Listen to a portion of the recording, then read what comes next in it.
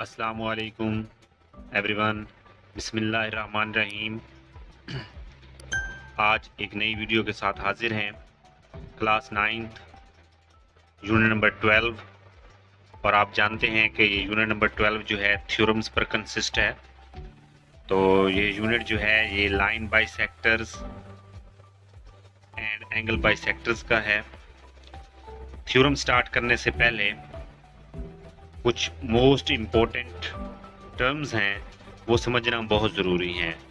अगर आपको ये टर्म्स अच्छे से समझ आ गई तो आप फिर इजीली सारे थ्योरम्स कर सकते हैं। तो सबसे पहले जो हमारी टर्म है वो है right bisector of A line segment. Right bisector of A line segment के एक लाइन सेगमेंट के राइट बाइसेक्टर से क्या मुराद है? If a line is perpendicular, if a line is a perpendicular to another line and passing through its midpoint, तो इसको कहते हैं राइट बाइसेक्टर। मिसाल के तौर पर हमारे पास दो लाइंस हैं। लाइन नंबर 1 देखें, ये मौजूद है, इसको हम नाम दे देते हैं A एंड B। ये हमारे पास एक लाइन आ गई। और लाइन नंबर 2 देखें, ये हमारे पास है, इसको हम नाम देते हैं C एंड D। अब लाइन जो है 2 ये बाइसेक्टर है, राइट बाइसेक्टर है ऑफ लाइन A। गौर से सुने, लाइन 2 या CD, ये जो लाइन है CD, ये राइट बाइसेक्टर है लाइन 1 का या AB का। ठीक है, अब दोबारा डेफिनेशन देखें। If a line is perpendicular, तो ये लाइन 2 जो है ये परपेंडिकुलर है, अमूदन है। ठीक है, परपेंडिकुलर है टू अनदर लाइन, ये एक और लाइन के ऊपर, and passing through it's mid point, इसको हम O भी कह सकते हैं या मिड पॉइंट कहना तो हम M भी कह सकते हैं, मिड पॉइंट। ठीक है, तो ये हो गया हमारा right bisector of line segment.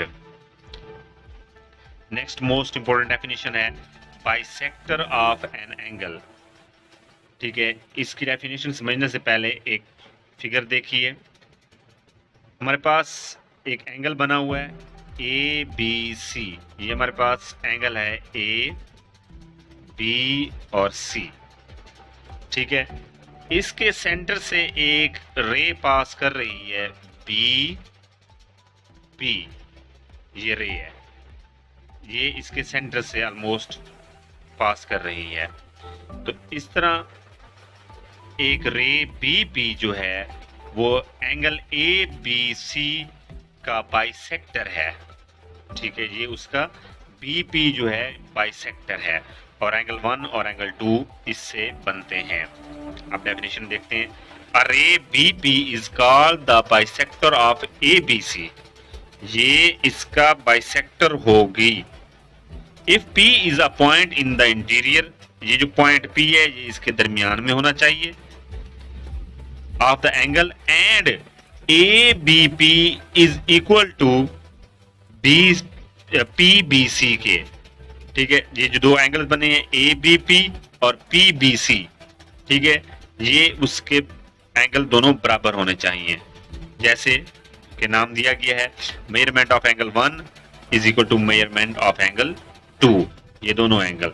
तो इस BP को, ठीक है, इस एंगल का बाइसेक्टर कहते हैं, bisector of an angle. Angle हमारे पास है ABC और इसका बाइसेक्टर जो है वो BP है। जी, इंपॉर्टेंट टर्म्स सीखने के बाद अब हम आते हैं थ्योरम 12.1.1। ये हमारा फर्स्ट थ्योरम है। जब भी आप पेपर में स्टार्ट करेंगे, ठीक है, तो जो आपको स्टेटमेंट क्वेश्चन के अंदर दी गई होगी, ठीक है, उसे आप हेडिंग के साथ सबसे पहले लिखेंगे। याद रखिएगा, अगर आप यूं हेडिंग देते हैं और ये पूरी स्टेटमेंट यहाँ तक लिखते हैं तो इसका एक मुकम्मल कंप्लीट एक मार्क होता है, एक नंबर होता है इसका। ठीक है, तो मार्किंग जब करते हैं तो वो इसी तरह हर आपकी जो पार्ट्स होंगे इस थ्योरम के उसके मुताबिक करते हैं। तो अगर आप डायरेक्टली शुरू कर देते हैं कि फिगर बनाते हैं, फिर आप गिवन, ठीक है, फिर टू प्रूव, कंस्ट्रक्शन, और फिर आप चले जाते हैं प्रूफ, स्टेटमेंट और रीजंस की तरफ, तो अगर आप स्टेटमेंट छोड़ देते हैं तो आपने क्या किया, अपना एक नंबर लूज कर दिया। तो ये बहुत इंपॉर्टेंट बात है, याद रखें। आपने स्टेटमेंट की हेडिंग देनी है, हेडिंग के बाद वो जो पेपर में स्टेटमेंट दी जाती है उसे आपने यहाँ पे दर्ज करना होता है, लिखना होता है। तो ये उसका एक नंबर होता है, ठीक है। अब देखें फर्स्ट थ्योरम है हमारा, तो इसकी स्टेटमेंट रीड आउट करते हैं और इसी स्टेटमेंट को देखते हुए हम फिगर बनाएंगे। Any point on the right bisector of A line segment, any point, कोई भी point, on the right bisector of a line segment is equidistant from its and points. अब मैंने कुछ इंपॉर्टेंट चीजें अंडरलाइन की हैं। इसमें सबसे पहले जो है वो है लाइन सेगमेंट, हमें पता होनी चाहिए, ठीक है। तो अब आपने क्या करना है, खूबसूरत सी मार्कर के साथ, जैसे स्टेटमेंट यहाँ पे लिखा हुआ है, आपने यहाँ पे हेडिंग देनी है फिगर,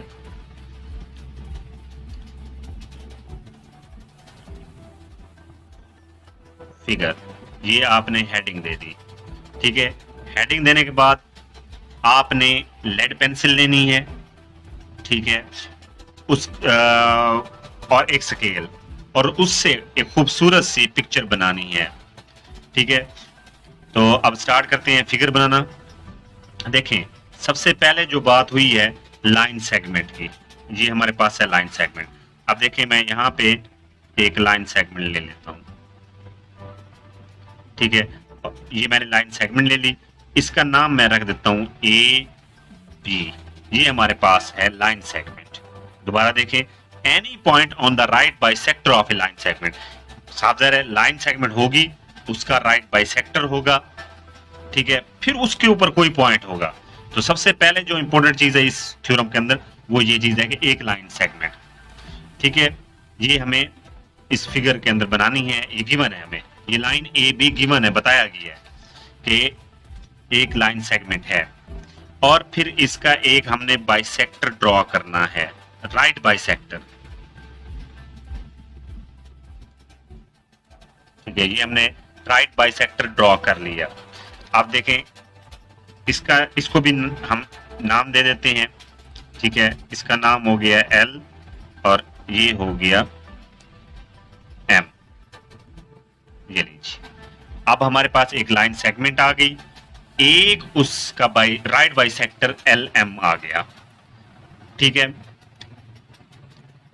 अब देखें any point on the right bisector of A line segment, any point, कोई भी पॉइंट, ये पॉइंट ले लें, ये पॉइंट ले लें, कोई भी आप पॉइंट ले लें, और इस पॉइंट बोल रहे हैं बार बार तो पॉइंट पी, ठीक है, is equi distant from its and points, ठीक है। वो क्या है, इस यहां से यहां का डिस्टेंस जो है ये इक्वल है, यानी बराबर फासले पर है, equi distant from its and points, समझ आ गई। तो ये हमारी यहां तक फिगर कुछ कंप्लीट हुई है, ठीक है। अब जो आगे नेक्स्ट स्टेप्स करेंगे उसी के मुताबिक हम चलते जाएंगे। अब देखें इसमें अब हमारी नेक्स्ट स्टेटमेंट जो होगी वो होगी गिवन। हमने बताना है कि ये जो स्टेटमेंट है इससे, और हमने जो फिगर बनाई है इससे क्या मालूम हुआ कि इस थ्योरम के अंदर गिवन क्या है।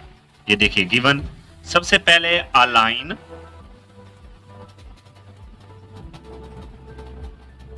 एल एम,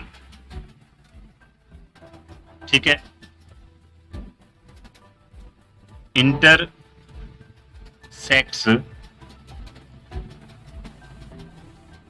ए बी, लाइन ए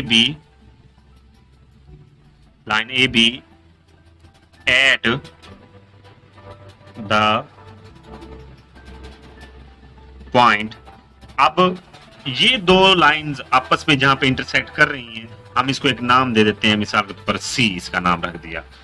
तो uh line L M intersects line A B at point C, ये भी हमें मालूम है, ये पॉइंट सी पे, ठीक है, पॉइंट सी, सच दैट, इस तरह,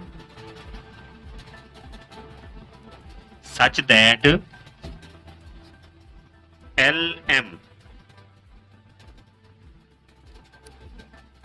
LM is perpendicular to the line AB, ये भी हमें मालूम है, एक लाइन सेगमेंट है, उसके ऊपर उसका राइट बाइसेक्टर क्या है, LM, and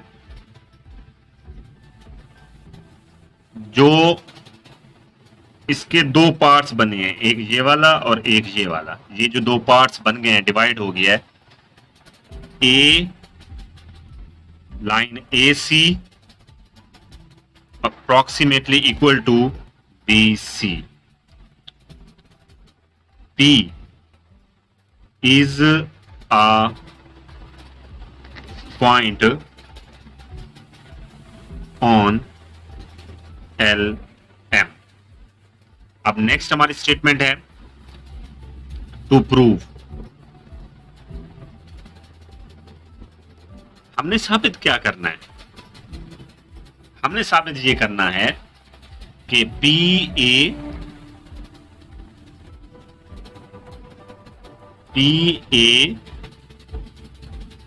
is equal to PB। अब फिगर की तरफ चलते हैं, ये देखें, PA का फासला, ये जो फासला है, डिस्टेंस है ये वाला, और PB, ये दोनों इक्वी डिस्टेंट पे हैं, ये हमने साबित करना है। अब एक काम करते हैं, इसमें हम थोड़ी सी अगली हेडिंग जो हमारी होगी कंस्ट्रक्शन, ये हम कंस्ट्रक्शन करते हैं। कंस्ट्रक्शन क्या करते हैं, join P to the points A and B, ये हमने P को A और B से ज्वाइन करना है, ये हमने करनी है कंस्ट्रक्शन। ये देखिए यहाँ पे हम इसको कर देते हैं डॉटेड लाइन से। कंस्ट्रक्शन जो होगी वो हमेशा हम डॉटेड लाइन से ही जाहिर करेंगे। ये हमारी कंस्ट्रक्शन हो गई जी। कंस्ट्रक्शन के बाद नेक्स्ट हमारी स्टेटमेंट होती है प्रूफ। प्रूफ में दो चीजें होती हैं, एक स्टेटमेंट, जो स्टेटमेंट हम देंगे उसकी रीजन भी साथ बताएंगे। तो अब हम चलते हैं फिगर की जानिब। अगर आप फिगर पे गौर करें तो हमारे पास दो ट्राइंगल्स बन गई हैं। एक बन गई है हमारे पास ACP और एक बन गई है BCP। ये दो ट्राइंगल्स, तो हम इनके दरमियान कंपैरिजन करेंगे। यानी एक ट्राइंगल हमारे पास हो गई ACP और एक ट्राइंगल हमारे पास हो गई BCP। ये हमारे पास दो ट्राइंगल्स आ गए, ठीक है। सो इन ACP और BCP, इनके अंदर हमने कुछ स्टेटमेंट्स क्रिएट करनी है, स्टेटमेंट्स बनानी है। सबसे पहली जो स्टेटमेंट मैं बनाता हूं वो है कि AC line AC is equal to approximately equal to line BC के। BC के क्यों, क्या इसकी रीजन क्या है कि ये गिवन में है, ठीक है। अब गिवन में चलते हैं, देखते हैं कि गिवन में था ये जी। ये देखिए AC is equal to BC, ये हमारे पास गिवन में मौजूद है। Angle ACP approximately equal to angle BCP, ठीक है। अब ये क्या है, ये भी असल में गिवन है। और गिवन कैसे है, P सी परपेंडिकुलर है ए बी पे, सो दैट ईच एंगल दोनों angles at C are equal to 90 degree. अब फिगर की जानिब चलते हैं। ये देखें यहाँ पे जो दोनों एंगल्स बने हुए हैं, ये वाला एंगल 90 डिग्री का है और ये भी। तो इस तरह ACP और BCP ये जो एंगल बनते हैं ये दोनों इक्वल हैं क्योंकि ये दोनों 90 डिग्री के हैं। ठीक है, तो इसमें हमने यही बताया कि ACP और BCP जो है ये इक्वल हैं क्योंकि गिवन PC और AB so that each angle at C is equal to degree 90 degree, ये इसलिए इक्वल है। उसके बाद देखें ये दो ट्राइंगल्स हैं, एक ये वाली और एक ये वाली। इनमें PC ये वाला जो लाइन है ये दोनों के लिए कॉमन है, इस ट्राइंगल के लिए भी कॉमन है और इस ट्राइंगल के लिए भी कॉमन है। तो अब हम लिख सकते हैं कि PC approximately equal to PC because both are common, ये दोनों क्या है, कॉमन है। तो अब आपके सामने साइड एंगल साइड, ये देखें side angle side, side angle side, ये हमारे पास एक पोस्टुलेट बन गया।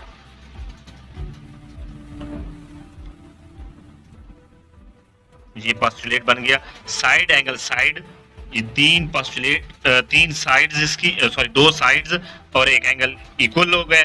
ठीक है, तो ये एक साइड एंगल साइड पोस्टुलेट बन गया। तो हम कह सकते हैं कि वो जो दोनों ट्राइंगल्स थी ACP is congruent to BCP, ये दोनों ट्राइंगल्स ये कंग्रेंट हो गई। ठीक है, अब जब ये प्रूव हो गया कि ये दोनों ट्राइंगल्स कंग्रेंट हैं तो इनकी कोई भी साइड, चाहे वो AC हो, CB हो, BP हो या PA हो, कोई भी साइड या कोई भी एंगल इसमें से वो सारे के सारे क्या होंगे, कंग्रेंट होंगे। तो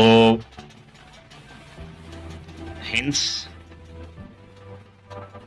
हम कह सकते हैं कि PA approximately PB कर दी कि ये रीजन क्या है। ठीक है, रीजन ये है कि ये जो ऊपर दो ट्राइंगल्स हैं वो S side angle side postulates के हिसाब से कंग्रेंट है, इसलिए इनकी कोई भी साइड कोई भी एंगल आप लेंगे तो वो क्या होंगे, कंग्रेंट होंगे, corresponding sides of congruent triangles. Thank you so much. Allah Hafiz.